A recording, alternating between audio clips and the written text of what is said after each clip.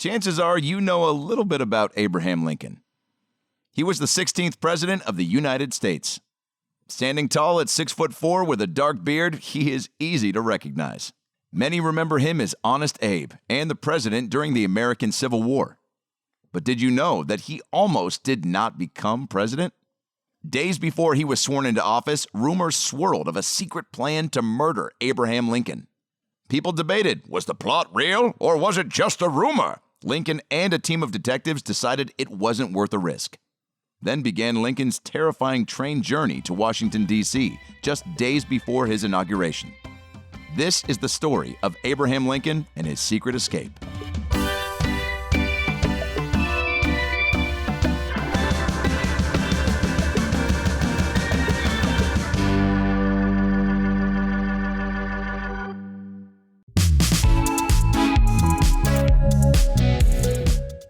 Hi, young historians. It's time for another episode of Anytime Now. I'm Brooke, co-founder of Honest History. In this episode, we're going on an adventure with one of America's most famous presidents. Most of you are probably familiar with Abraham Lincoln's tragic assassination, but not many people know about the dangers Lincoln faced before he even became president. This story is filled with mystery, detectives, and disguises. But it also teaches us an important lesson about courage. You see, Abraham Lincoln could have given up and decided not to become president. Most people probably would have understood if he decided his safety was more important than being elected. Yet, Lincoln was on a mission to change the country for the better. He believed strongly in this mission, and because of his bravery in the face of danger, he lived to see millions of enslaved Black Americans freed under his presidency. As you listen to this story, think about how you would react if you were faced with a dangerous mission. Would you have the strength to face this task knowing your life would be threatened? If you said no, that's okay. Part of growing up is knowing how to make the best decision for yourself, despite what others may say you should do. We can all make a positive impact on history in our own ways. Even just being mindful of others and acting with kindness can make a huge difference in history. So, let's get back to this exciting story.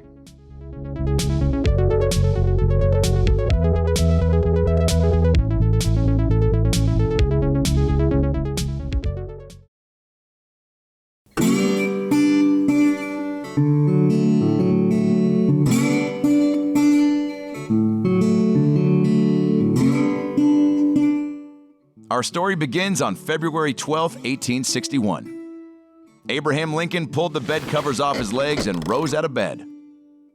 It was his 52nd birthday, and he was spending it in Indianapolis, Indiana. His birthday celebrations, however, would have to wait. He had a long day of handshaking, speaking, and traveling ahead of him. In just a few days, Lincoln was going to be inaugurated President of the United States. It was the second day of his whistle-stop trip to Washington, D.C. Lincoln and his party were stopping in cities along the way to meet the American people. Lincoln ate his breakfast and began his busy morning. He shook hands with more people than he could count, and afterwards made a short speech from the balcony of a grand building. People from all over Indianapolis came to catch a glimpse of the man who would become their president. Soon after, Lincoln got news that his family had arrived. His wife, Mary Lincoln, and their two sons, Willie and Tad, would join Lincoln on his next stop. It was now 10:30 a.m. and time to go.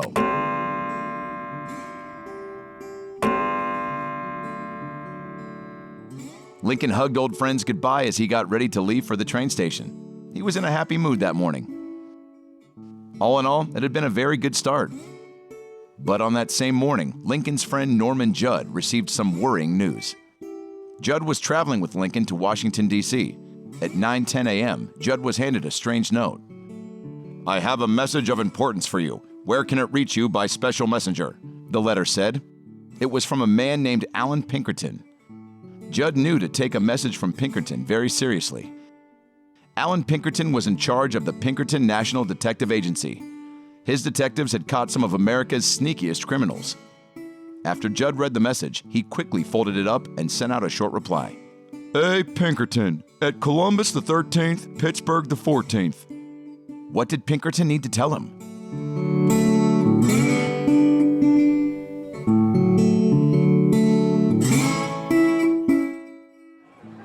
As Judd boarded the train with Abraham Lincoln, his mind was racing. But he said nothing. Judd wanted to keep the message a secret until he got more information. Later that afternoon, the train pulled into the Cincinnati train station. Lincoln looked out of the window in amazement. There were hundreds of people gathered outside to welcome him. The crowd cheered as they watched Lincoln step off the train and into an open carriage that would take him to his hotel.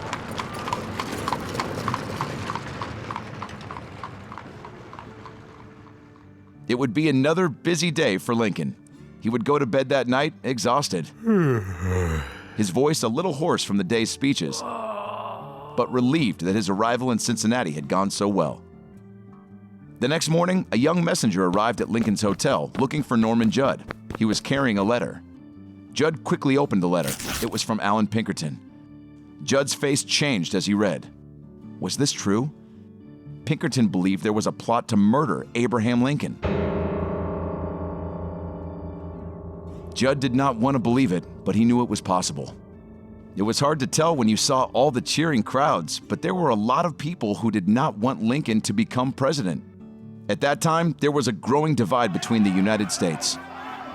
Many in the South did not like the direction the country was going and threatened to leave the Union. The main issue was about slavery.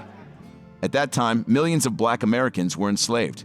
There was a growing fight to end slavery across the United States. White plantation owners in the South made a lot of money from slavery. They argued that the federal government could not force them to stop enslaving people. Each state, they said, should decide for itself.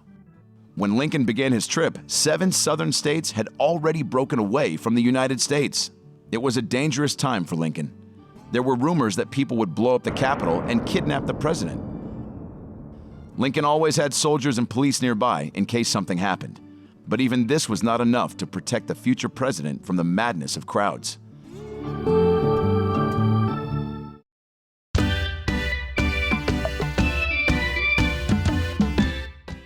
Hi, young historians! Time for a quick break from this amazing story to tell you a bit more about Honest History. If you're enjoying this episode, then you'll love Honest History's magazines and books. Each one is filled with important adventures through the past, like the story of Cheng Yi Sao, a Chinese woman who commanded one of the largest pirate fleets in history, to Mansa Musa from Africa, one of the wealthiest people to ever live. You can pick up a copy or subscribe and receive 3 issues delivered straight to your doorstep every 3 months. Just go to honesthistory.co and use code ANYTIMENOW for a 10% discount. That's honesthistory.co and special promo code ANYTIMENOW. Okay, let's get back to the story.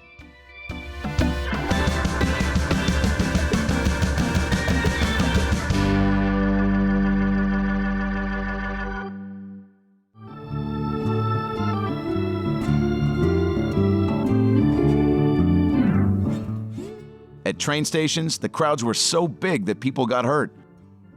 People were pushed and squeezed as they rushed to get a glimpse of Abraham Lincoln. So far, the crowds were in northern cities, which were more supportive of Lincoln. The real danger was in the South. Judd read the message again. Pinkerton said that Lincoln may be killed traveling through Baltimore, Maryland. Baltimore was the first stop on Lincoln's journey into the South, below the Mason-Dixon line. Judd could not speak to Lincoln about the plot until Pinkerton had solid evidence. Pinkerton needed to get more proof, and he needed to get it fast. This is where Pinkerton's detectives would help. One of his detectives had been working in Baltimore during this time. Dressed as a Southern gentlewoman, no one ever suspected her. Her code name was Mrs. Barley. Those who knew her called her Kate Warren. Warren had been working for Pinkerton for about 5 years.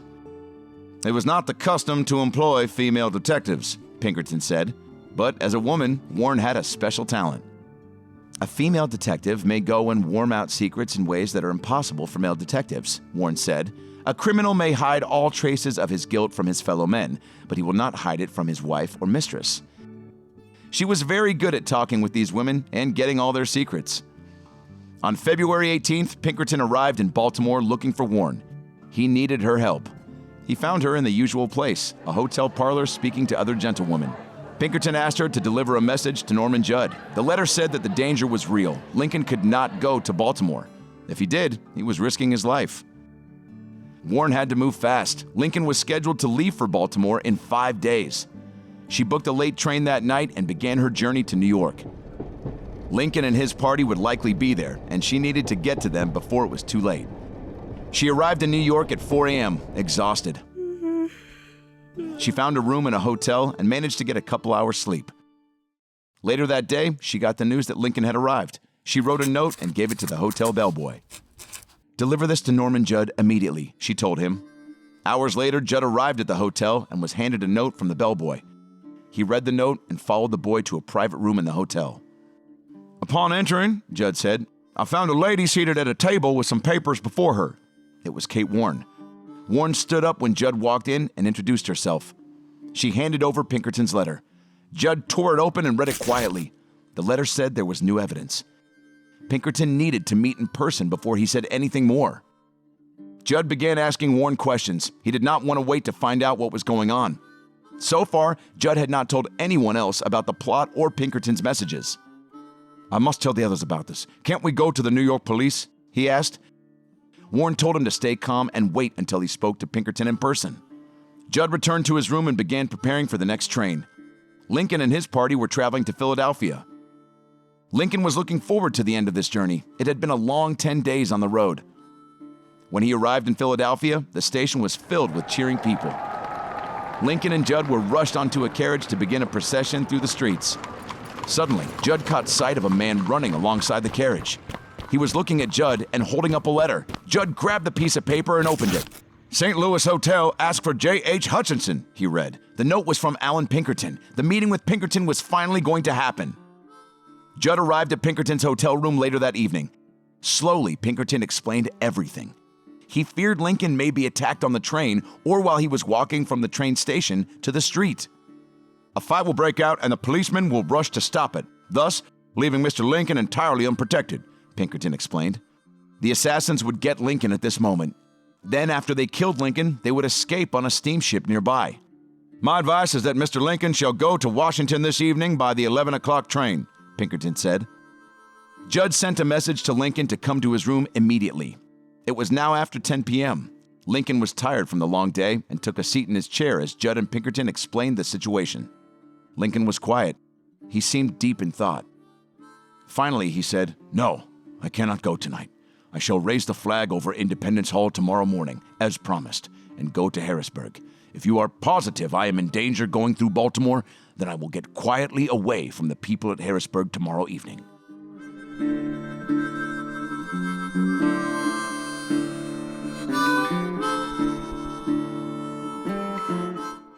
Pinkerton did not want to wait until tomorrow, but he knew there was no arguing with Lincoln. Judd and Pinkerton had to come up with a new plan, one that no one would ever expect. Lincoln would travel in the middle of the night by train, but no one would recognize him. He would be disguised as a sick man. Mrs. Warren would travel with him, posing as his sister. Lincoln knew that the newspapers would make fun of him for slipping away. It seemed cowardly, but after much thought, he agreed to the plan. The next evening, Lincoln went up to his hotel room and put on his disguise. He threw on a long coat and he took off his top hat. He placed a soft wool hat in his coat pocket. While a crowd gathered in front of the building, waiting to see the president, Lincoln made his secret escape. "I walked out of the house at a back door, bareheaded, without exciting any special curiosity. Then I put on the soft hat and joined my friends without being recognized by strangers," Lincoln said. He boarded the train calmly with Kate Warren beside him. All night, Warren kept a watchful eye out. She did not sleep. A few hours later, they pulled into the Baltimore train station. Warren's job was done, and she quickly got off the train. Pinkerton prepared for the final part of the plan. Workmen disconnected the train car from the rest of the train and attached it to a team of horses. The horses pulled the train car through the empty streets of Baltimore. They arrived at a train station outside the city, and Lincoln waited for the final train to arrive.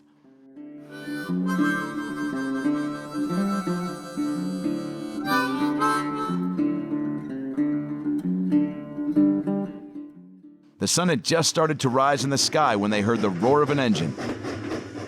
The train was here. Finally, at 4:15 in the morning, Lincoln left for Washington, D.C. He was safe. The plan had worked. For years to come, people would wonder if the Baltimore plot to kill Abraham Lincoln was real. One of Lincoln's bodyguards said the plot was just a rumor. Lincoln's friends and Allan Pinkerton would have different versions of what happened. To this day, the events are clouded in a bit of mystery, but one thing was for sure. Just as Lincoln predicted, newspapers criticized him for his sneaky escape. "He should have rode into Washington on horseback, surrounded by friends and supporters," one newspaper said. Sneaking into Washington disguised as a sick man was not a good look. It was also not the best start to Lincoln's presidency. But on that day, Lincoln got a glimpse of the challenges he would face ahead. The country was in danger of being split apart. A month later, after Lincoln took office, the United States entered a civil war. Abraham Lincoln's secret escape was a sign of things to come. Lincoln and America were headed for some very difficult days.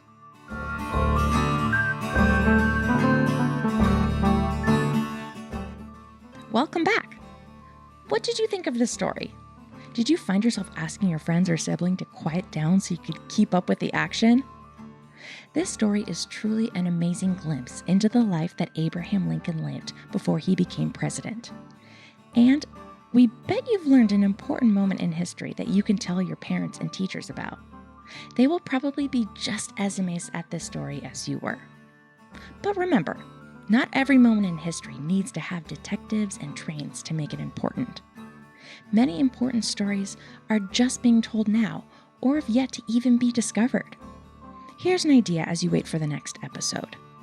Try finding a story from history that you think is important that many people might not know about. Try searching the internet or reading some books at your library. It could be a story about a person or an event that has been lost in time. Then tell your friends about this story. Think about what made it important then and how it changed history, even if it's just a little bit. That's all for now, but if you want to learn more about spies and detectives, try reading issue 6 of Honest History magazine. You'll learn about the spies of the Sealed Knot and a group called the Ministry of Ungentlemanly Warfare from World War II. You'll even learn how to put a secret message inside of an egg. See you all next time. This episode was hosted by Adam Ray and written by Heidi Coburn. Production was led by Randall Lawrence. To learn more about this episode, including more about the host, visit us at honesthistory.co and follow along for updates on social media at Honest History.